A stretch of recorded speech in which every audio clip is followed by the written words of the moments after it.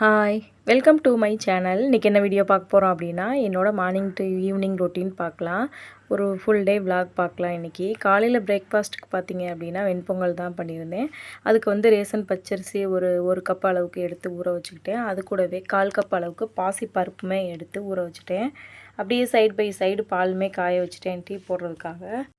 அரிசி பருப்பு ரெண்டுமே ஒரு 1/2 அன் ஹவருக்கு ஊறட்டும். அப்போ தான் பொங்கல் நல்லா வரும். நம்ம போய் மற்ற வேலையெல்லாம் பண்ணிட்டு வந்துடலாம். போய் சாம்பார் பண்ணுறதுக்காக அடுத்து ரெடி பண்ணிகிட்டு இருந்தேன். குக்கரில் சாம்பார் வைக்கிறதுக்கு பருப்பு தக்காளி இதெல்லாம் சேர்த்து வேக வச்சுக்கிட்டேன். இன்றைக்கி நான் சாம்பார் காலையில் பிரேக்ஃபாஸ்ட்டுக்கும் மதியம் லஞ்சுக்கும் சேர்த்தே ரெடி பண்ணிட்டேன். அதனால் ஃபஸ்ட்டு பருப்பு வேக வச்சு எடுத்து வச்சாச்சு. அதுக்கப்புறம் வெண்பொங்கலுமே செய்ய ஆரம்பிச்சிட்டேன். பருப்பை வேக வச்சு தனியாக எடுத்து வச்சுட்டு வெண்பொங்கலுக்கு தேவையான அரிசி பருப்பு அதுக்கப்புறம் சீரகம் மிளகு எல்லாமே இடித்து சேர்த்துக்கிட்டாச்சு. சைட் பை சைடு சாம்பாருமே நல்லா ரெடி பண்ணி கொதிக்க வச்சுட்ருந்தேன்.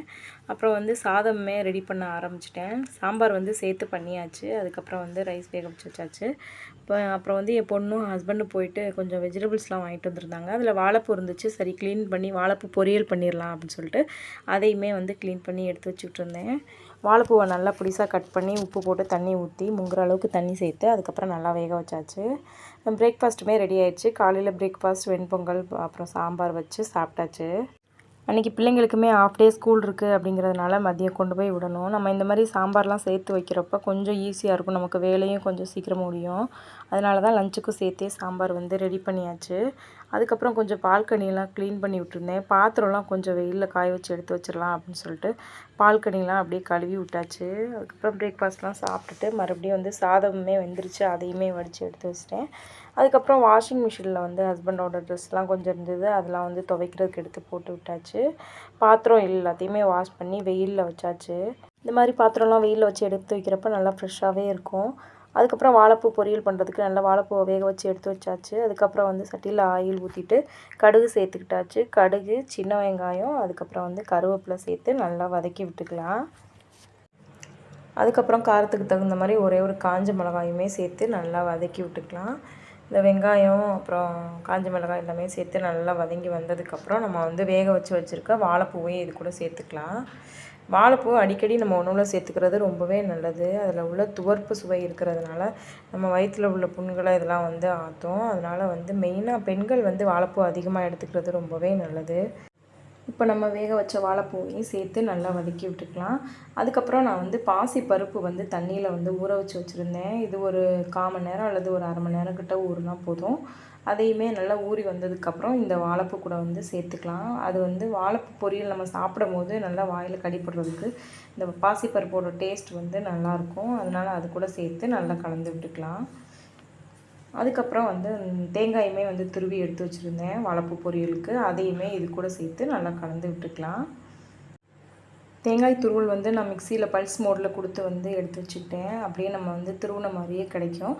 அதனால் அப்படியே நான் எப்போவுமே போட்டுருவேன். உட்காந்து துருவிலாம் போடுறது கிடையாது. இப்போ மிக்சியிலே லோட் பண்ணி எடுத்துடுறது. நல்லா டேஸ்ட்டான ஹெல்த்தியான வாழைப்பூ பொரியல் ரெடி. கண்டிப்பாக இந்த மெத்தடில் ட்ரை பண்ணி பாருங்கள். அதுக்கப்புறம் வாஷிங் மிஷினில் போட்ட துணியுமே துவைச்சி எடுத்துருச்சு. அதுக்கப்புறம் அதையுமே நான் பால்கனிலே காய வச்சிட்டேன். வெயில் நல்லா அடிக்குது அப்படிங்கிறதுனால பால்கனிலே போட்டு விட்டாச்சு. ஒரு சைடு பாத்திரமே காஞ்சிட்ருக்கு. அதுக்கப்புறம் துணியுமே காய வச்சாச்சு. அதுக்கப்புறம் இந்த முருங்கைக்காய் பார்த்திங்கன்னா எங்கள் நெய்பர் அக்கா அவங்க மரத்தில் காய்ச்சது அப்படின்னு சொல்லிட்டு எங்கள் பில்டிங்கில் இருக்க எல்லாத்துக்குமே கொடுத்தாங்க. அதை நான் மறுநாள் தான் சமைச்சிருந்தேன். டேஸ்ட்டு சூப்பராக இருந்தது. அதுக்கப்புறம் பிள்ளைங்களை விட்டுட்டு வரலாம் அப்படின்னு சொல்லிட்டு ஸ்கூலுக்கு கிளம்பிட்டேன். வெயில் ரொம்பவே பயங்கரமாக அடிக்குது. வந்தோடனே ஒரு ஜூஸை போட்டு தான் குடிக்கிறோம். அந்த மாதிரி தான் அன்றைக்குமே சர்பத் போட்டு குடிச்சிருந்தேன். இந்த வெயிலுக்கு வந்தோடனே ஜூஸு தண்ணி இந்த மாதிரி ஏதாவது குடித்தா தான் கொஞ்சம் நல்லாயிருக்கு. அதுக்கப்புறம் லஞ்சுமே சாப்பிட்ருந்தேன். அன்றைக்கி லஞ்சுக்கு வாழைப்பூ பொரியல் சாம்பார் வச்சுட்டு அதுக்கப்புறம் வடகமே பொரித்து எடுத்துருந்தேன். அதையுமே சாப்பிட்டாச்சு. நெக்ஸ்ட்டு கொஞ்ச நேரம் ரெஸ்ட் எடுத்து அப்புறம் ஈவினிங் ஒர்க்கை ஸ்டார்ட் பண்ணியாச்சு. வீடு ஃபுல்லாமே கூட்டி விட்டுட்டு அன்றைக்கி பிரதோஷம் வேறு. சரி ஈவினிங் பூஜை பண்ணலாம் அப்படின்னு சொல்லிட்டு ரெடி பண்ணிக்கிட்டு அதுக்கப்புறம் பிள்ளைங்களுமே வந்துட்டாங்க ஈவினிங். அதுக்கப்புறம் அவங்களுக்குமே முருங்கைக்கீரை சூப் பண்ணி கொடுக்கலாம் அப்படின்னு சொல்லிட்டு அதை தான் ரெடி பண்ணிகிட்டு இருந்தேன். முருங்கைக்கீரை சூப்பு உடம்புக்கு ரொம்பவே நல்லது. முருங்கைக்கீரையும் நம்ம அடிக்கடி உணவில் சேர்த்துக்கணும். நோய் எதிர்ப்பு சக்தி அதிகப்படுத்தக்கூடியது, இரும்பு சத்து அதிகமாக இருக்கக்கூடியது.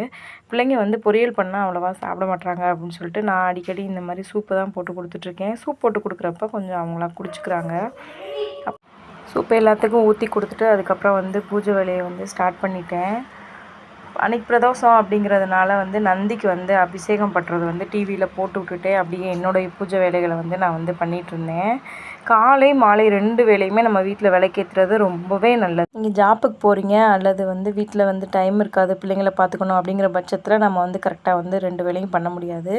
இல்லை நீங்கள் ஃப்ரீயாகவே இருக்கீங்க அப்படிங்கிற பட்சத்தில் கண்டிப்பாக வந்து 2 வேளையும் விளக்கேற்றி வந்து பூஜை பண்ணுங்கள். நம்ம மனசுக்கு ரொம்பவே நிறைவாகவும் இருக்கும், உடம்பு சுறுசுறுப்பாகவும் இருக்கும். அன்றைக்கி பிரதோஷம் அப்படிங்கிறதுனால சிவபுராணம் தான் உட்காந்து படிச்சுட்டு இருந்தேன். இந்த வீடியோ பிடிச்சிருந்தா லைக் பண்ணுங்கள்.